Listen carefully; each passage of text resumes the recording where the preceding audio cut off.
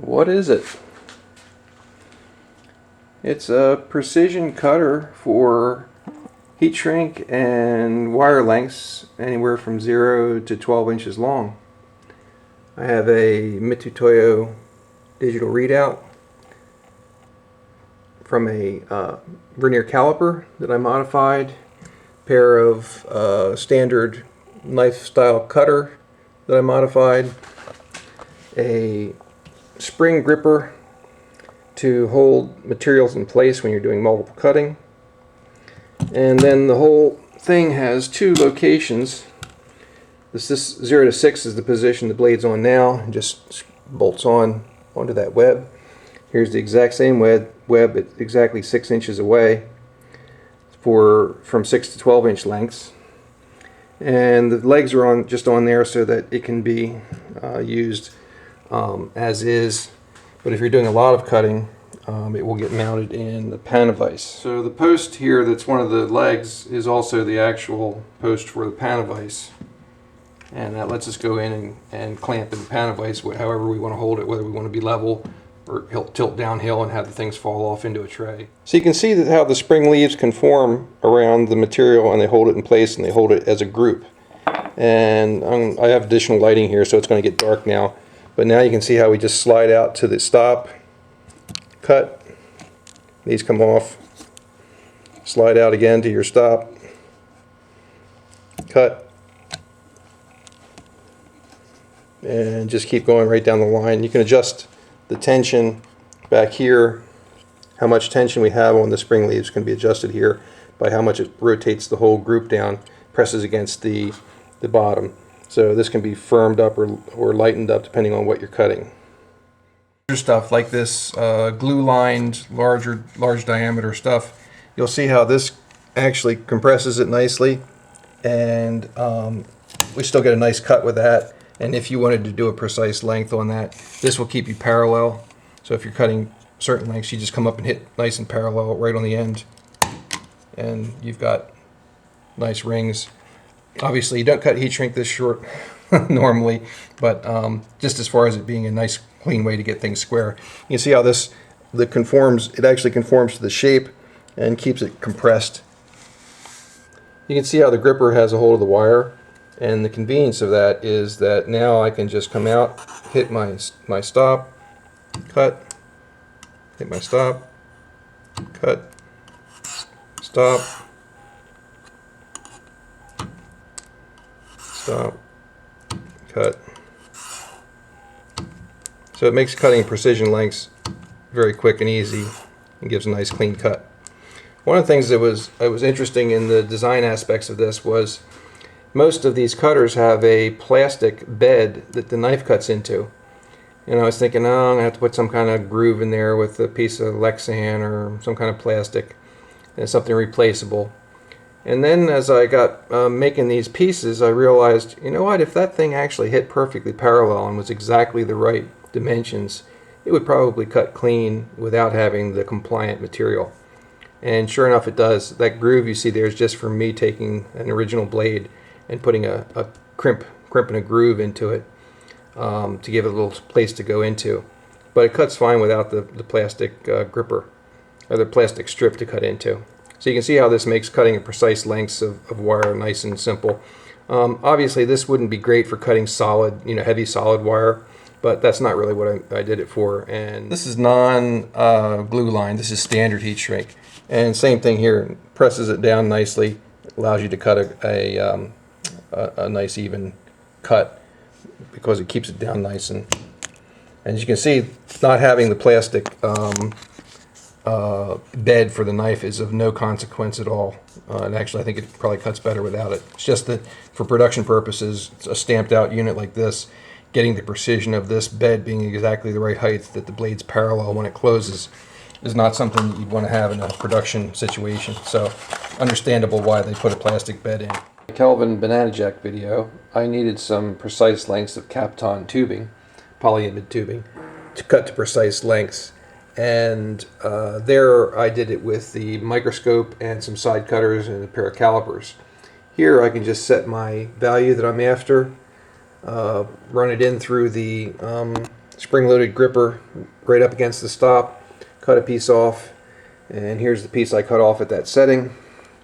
You can see here the piece of Kapton tubing there, nice and square, and we're right on 50 thousandths. So that would have been real handy to have had back then. One of the obvious uses for this is cutting ribbon cable. So you can get precise lengths of ribbon cable cut nicely. The clamp unit that we have here with the springs, this rod is about 2/1000ths of an inch shorter than this width. So when this goes in with the two screws and we tighten it, it actually grabs the sides of this and the rod is touching on the bottom. So that's how it locks its position. And there's nothing critical about the placement of this. But the one of the things here is the actual thickness and taper of these took a while to get, as you see in some of the videos, so that this springs but does not yield and gives the right amount of tension. So it kind of has the fishing rod effect where these is actually thicker at the back, thinner up here at the front. And surprisingly, it only took about maybe 5/1000ths of an inch difference in thickness from them being too stiff to where they actually had a nice give to them that worked properly. Cut longer than 6-inch pieces. We take this out. We simply slide into our 6-inch, additional 6-inch location. Put our screw back in, the jaw screw that holds it in place, and now we just it's 6 inches plus our reading here, so we can go up to a full 12-inch length of wire or heat shrink or whatever before we have to quit. This was just something where I thought, you know what, you put all this work into this, adding the additional place, even though I might use it maybe once out of 1,000 times, it's one of those things that instead of wishing that I put it on, it's better to put it on, not that much extra work. And it's certainly easy to change and put it between the two different locations. Here you can see how I whacked this out of a standard Mitutoyo caliper, cut the jaws off, modified the end, got a relieved contour here so that when the pieces flex that they'll pop up off the measuring edge a little easier and not get stuck in between the blade and the part. Unfortunately, it reads negative because we're measuring backwards, but that's not a big deal. And we preset it on the blade width so that we can actually get it to cut a 0 length. Here you can see the modifications of the caliper. All the pieces here are glued on to the main bar with Loctite 325 acrylic adhesive and activator. Real good structural adhesive stuff. So these things, good shock resistance, good heat resistance. So that's how everything's glued in place. The pliers or the cutters are not high quality, the ones when I started with.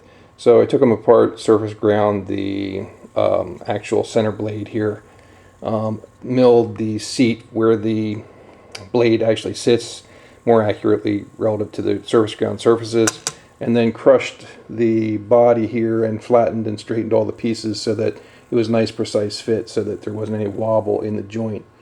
Otherwise there wouldn't be much point in all this precision. It's not really that I want to cut things to plus or minus 0.5 precision, but I do want to be able to cut consistent lengths and be able to instantly set a length that I want to cut to. Thought I'd try to do a quick run through of the thought processes of how I end up with a tool like this. I have had this cutter for a while, which is just a standard cutter. These holes are already in the cutter. I just made a rod with a tapped hole in the end, a standard clamp collar. This you just set by using a vernier caliper, setting the distance that you want, and cutting your wires or whatever. But this has a limited length of straight cut. I still use this for heavier wire, solid wire and things where this shearing action is a little better.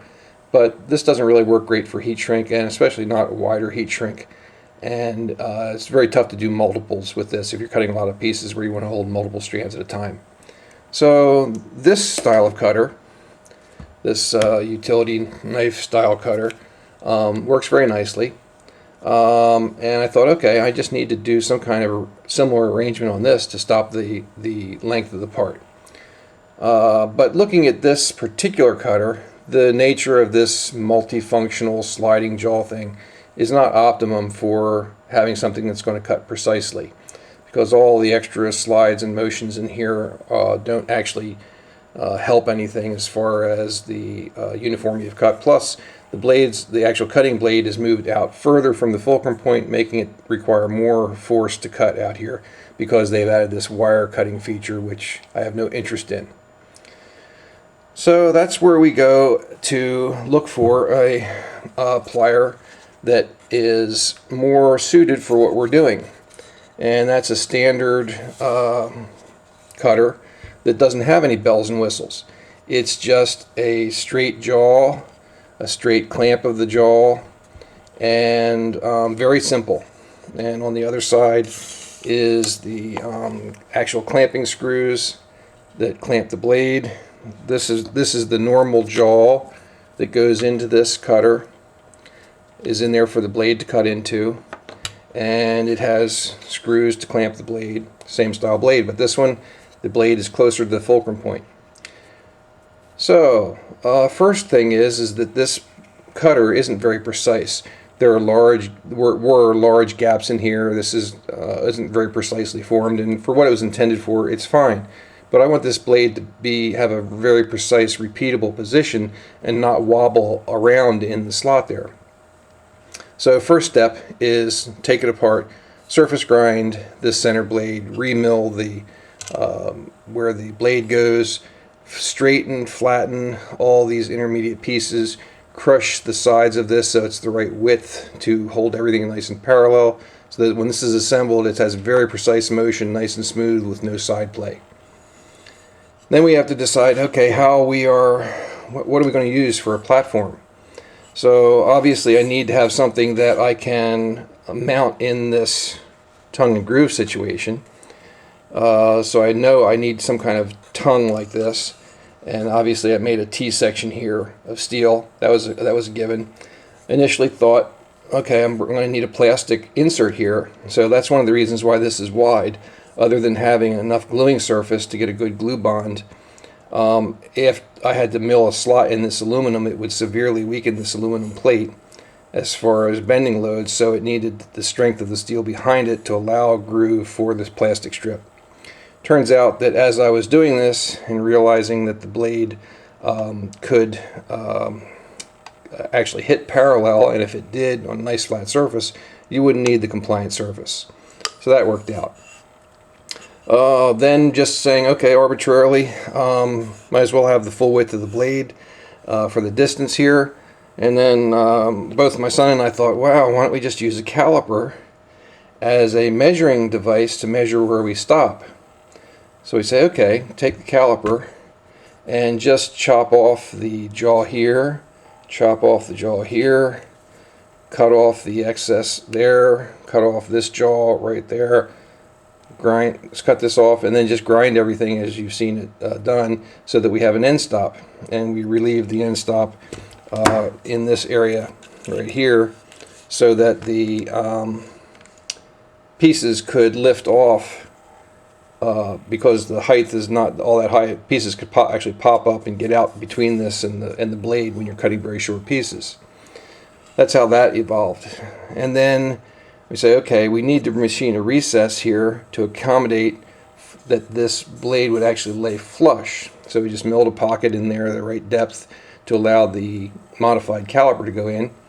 And it is just glued in with super glue. After we had this together and we had the blade in and squared and everything correct, we actually put this up against the blade to square it as we glued this in place, so that it was actually glued nice, and this edge became very parallel with the blade as the glue dried. And it's just ordinary high quality, actual like Loctite 4204 high quality super glue. So that's what glued that body in, and if we did have to do something to repair this or whatever, we could just break that super glue bond loose with some heat and just a little prying, and that would come loose. So we don't want that actually glued too tightly. Then came the thought, okay, all this work, we got 0 to 6 inches. What happens if we want more than 6 inches? Why don't we just add 6 inches to it and put a second mount exactly 6 inches away so that we could move to that position. Okay, sounds like a good idea. Even though we won't probably use it much, we'll be glad it's there when we need longer than 6 inches. Plus it gives a platform for your hand for guiding the material.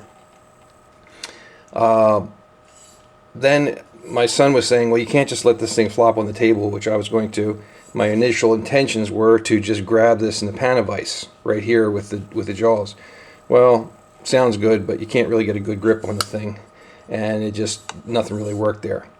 So we said, okay, let's put feet on it so that it sits on the table in this position like this, so it actually has a stable position. And you can see here that we've got the 2 feet. These are just aluminum rods that were milled on the bevel for the right angle and length, and we have a stick-on feet on here. And then we needed a 3rd foot. So as I'm thinking about the 3rd foot, I'm saying, duh, why not make that 5/8 diameter post for the pan of ice? Then it can go right in the pan of ice and mount in there. So just milled a slot in here that was the same width as this. Used the same structural adhesive, the 325 structural adhesive, to bond this to the body. And that became the 3rd foot, so that if you're just using it for short time, you can use it. But in general, it's going to go in the pan of ice, as you've seen before. So that covers pretty much all of this until we get to the section of what about holding multiples down. There's things where I want to do multiple strands of heat shrink, as you saw earlier, and I want something that keeps them together and holds them down. And also when I'm doing wires, I want something that holds it so that if I'm pulling wires out, the wire just doesn't run away. I can just pull multiple strips with 2 hands, one to pull the wire, one to cut with, and that would go. So my initial thoughts were, all right, just take a bunch of spring steel wires. Right here I'm just simulating this with some Nitinol wires that I happen to have here, just as an example. So I experimented and just said, okay, let's just take some wires like this and see what happens when we put our piece in here. But you'll see that as soon as you push through here, the wires just spread to the side and doesn't really hold anything down. So single entities or whatever, this is just a mess. It doesn't accomplish what I'm after. And since I want it to nest things that are multiples, it can't just be one big flat sheet. That would hold things down, but it wouldn't do the job of holding multiples together in a group. I want it to just pop up and only lift up in the area where the length of the pieces are, but maintain the width of the group so that as I'm pushing it through, it stays in a group. So I thought the only thing that this needs is something to keep these from being able to move sideways. So if these were flat plates, vertical in this direction, when they moved, they would hold each other, and if they were captive, as we have here, okay, we have our plates that are flexible. They're all individual. They're 32 thousandths wide. But since they have a vertical height, if they're captive side to side, when you put something in here, like this, they can't spread to the side. Once this keeps them from spreading. The fact that they have width and a height to them, and their mates on either side are still there to keep them constrained, they can't flop around sideways. So it does exactly what I'm after.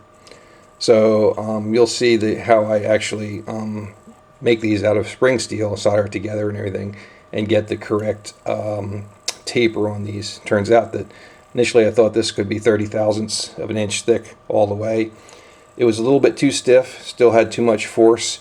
And it turns out that a taper, just like a fishing rod, will actually make it work better. So these go from about 30 down to about 15 thick, and it gives it just a nice flex. But now I need some way to hold this. So I go on SolidWorks and I design this frame to hold these pieces out of plastic, and I just mount this. I have a model of the actual base unit. I modeled this, and then I just modeled the angle that I wanted it to sit on, and I just said, okay, put plastic where I need the pieces to go. So you'll see these rudimentary steps of machining this piece, and that's how we ended up with this.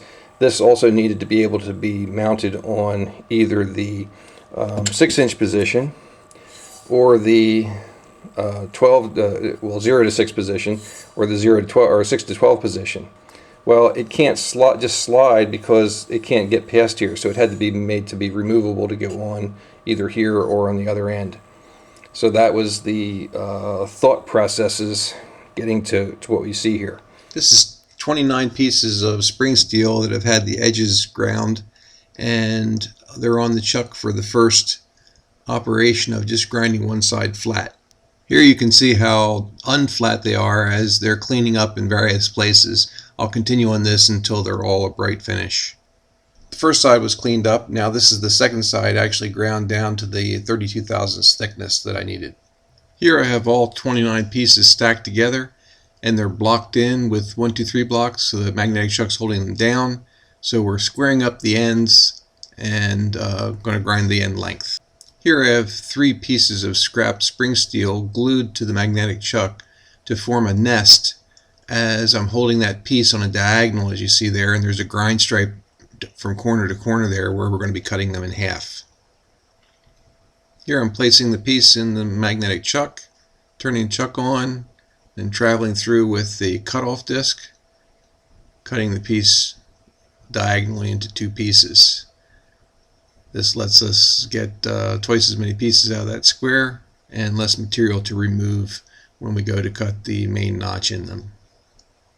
Here are those wedge-shaped pieces that we just split in half into triangles. They're now stacked in the vise, or on top of the magnetic chuck actually, and you can see they're all stacked along here this way because I have to grind. I'm grinding these down to 30 thousandths thick. And that's how thick we want this spring member to be for these leaves to be able to flex. And they're going to go all the way up to the jaw of the parallel clamp there. Parallel clamp is holding them to keep them from falling over. Magnetic chuck is holding them to the chuck down tight. You can see this is a fine pole chuck, and the reason two reasons I'm using it. One, for the fine poles, because we're holding very thin material. You need fine poles. You can see the lines of flux holding the ground material here. You see the actual grind swarf, which is the metal particles, following the lines of flux on the chuck. The chuck's on, the lines of flux are coming up through the piece that it's holding, back down again.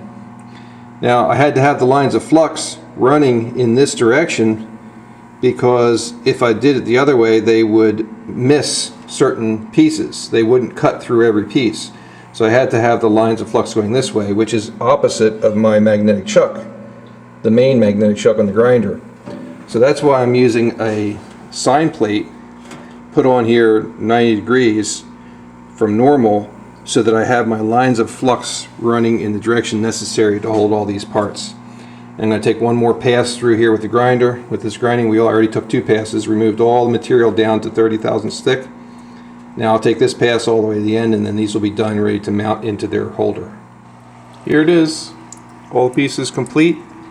Remember, these are all individual pieces stacked up here, 32 thousandths thick pieces, all stacked individually. They're all stacked together. One thing I forgot to mention is that these spring steel sheets you see here are what are blocking in these parts. Magnetic chuck by itself is not strong enough to hold these pieces down. That's such a small area. So these pieces that are on here, the spring steel pieces, are what's called blocking it. They're captivating it with where they can't skid and slide because these pieces are pushing on them, holding them in place, and the parallel clamp is holding them from flopping over from the side grind forces. Without that, even with the blocking, these things would have been a crash. So that was essential to keep this from being a major accident. So now we'll pop these out and throw them in the hazard fraught vibratory finisher to deburr them, and we'll go from there. Here they're released from the chuck and the clamp taken off. You can see the contour of these. Alright, we have 3 of the spring pieces here that have been tumbled, and just want to show you a little bit about residual stress in the spring steel. If you notice this piece here, it is flat as is after we ground the material out. The grinding of the big notch out of there and basically grinding on all the surfaces is a relatively low stress inducing machining method. So it does not put a lot of compressive or tensile stress into the skin that's left from where you've machined. So that's why you can take a piece like this and grind it to this shape and have it be relatively straight. But spring steel, when it's manufactured, sometimes it gets edge treatments where they shear it for the widths, and the shearing in itself induces mechanical stress. Then they do things like roll the edges round to get rid of the sharp edges, and they just actually are cold forming that on the edge, and that induces stress. So this piece here came from a piece of the spring steel that had been cut out totally by grinding with the cutoff disc. So there's no residual stress left in this to any significance. These pieces, on the other hand, you can see they're opposite hands and they're bent they're opposite directions. This is from residual stress that was in there. When those two pieces were together and before that notch was removed, they were quite happily flat, but that's just because of the non-uniformity of stress in the part. The main body of the material, where the edge stress from shearing was not induced, was keeping the rest of it flat. As soon as it's removed, it does what it wants to do, and you end up with this. So these just have to be straightened by flexing them and flattening them so that they stay straight inherently. So just a little note on actual stress that's left, residual stress that's left in the material, and what can happen when you're machining. That's why one of the golden rules of machining is to rough all the material first, then do your finishing, because this can happen in all kinds of materials, not just spring steel. I'm setting up to solder these into the bar that's going to hold them from the one end. This has a slot milled in it to fit over the tongue of these, so this will actually go on like this in this position. And the brass pieces you see are 1.5 thousandths shims in between each one. And then we can see when you turn to the side, they kind of disappear when you're straight on. They're not there. And then the white you see here is Teflon tape. Yeah, ordinary old Teflon tape used for plumbing.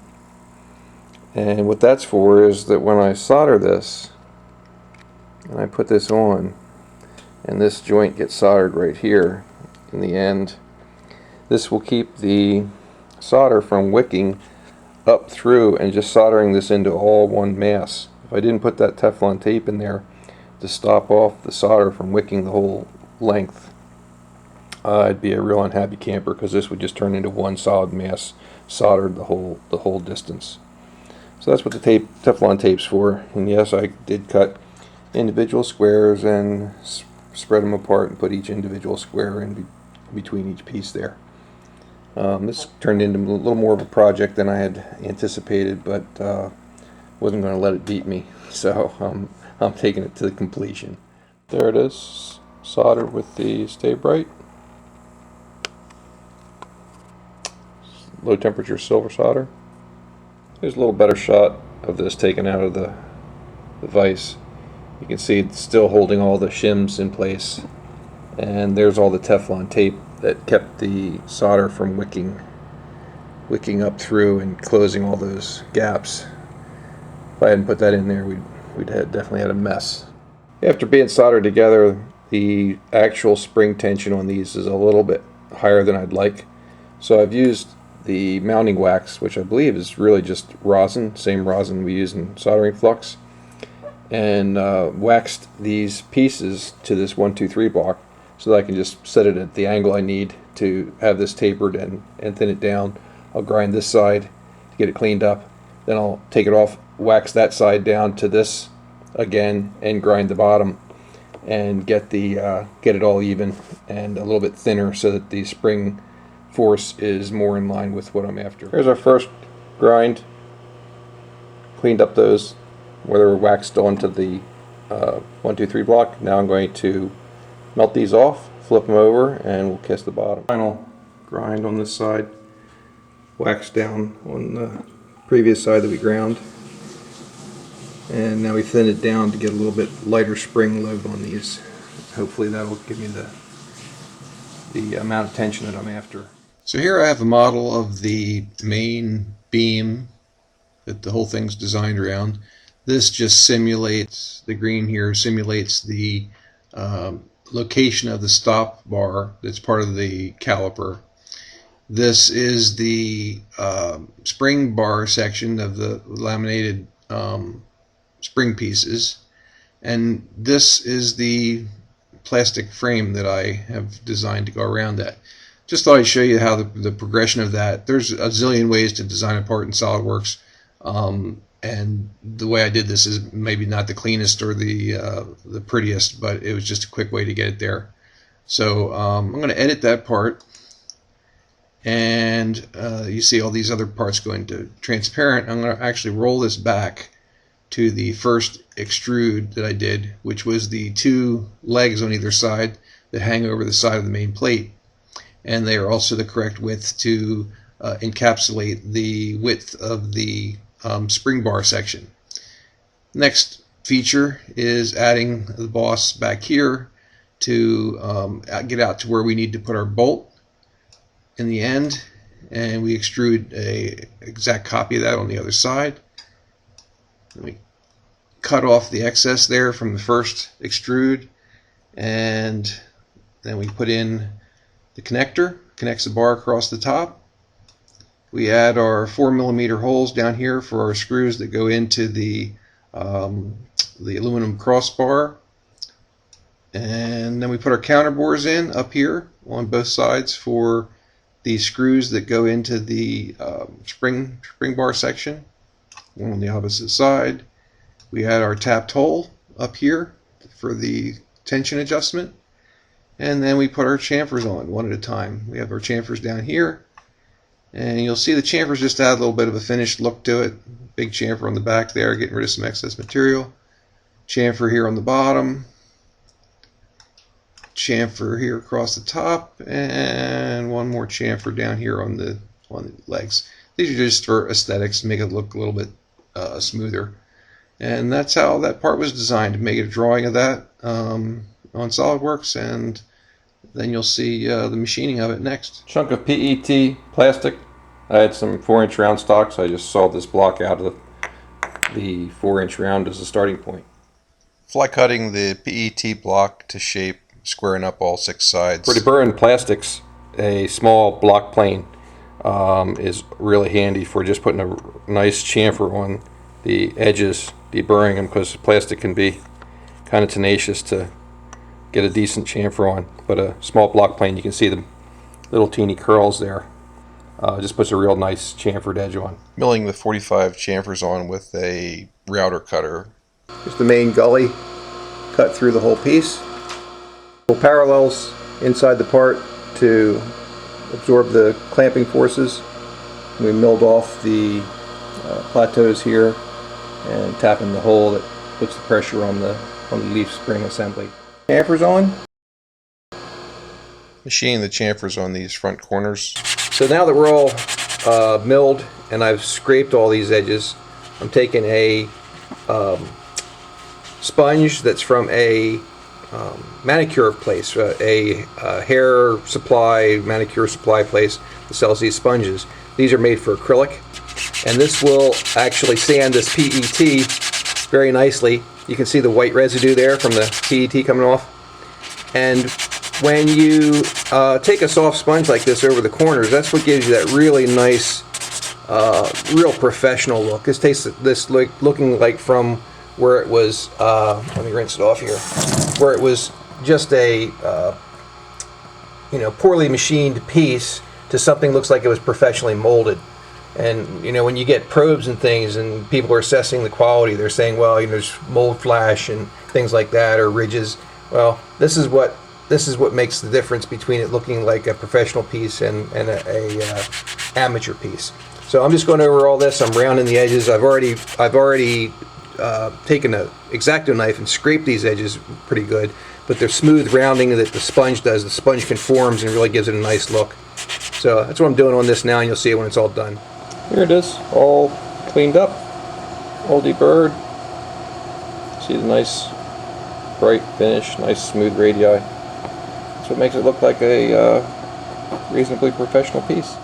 Here we have our flex blade section assembled with our plastic carrier, and you can see all the blades down there touching the base, the adjustment section. You can see here where the screw bears on the body of the blade section there where they're soldered into to put the down pressure on it. And then there's the mounting tube that's a little bit shorter than the aluminum bar and aluminum main base plate, and that way when we tighten those two button head cap screws, it actually grips the bar and stays in location. I hope you found something useful or interesting in this video, and if you enjoyed it, please give it a thumbs up.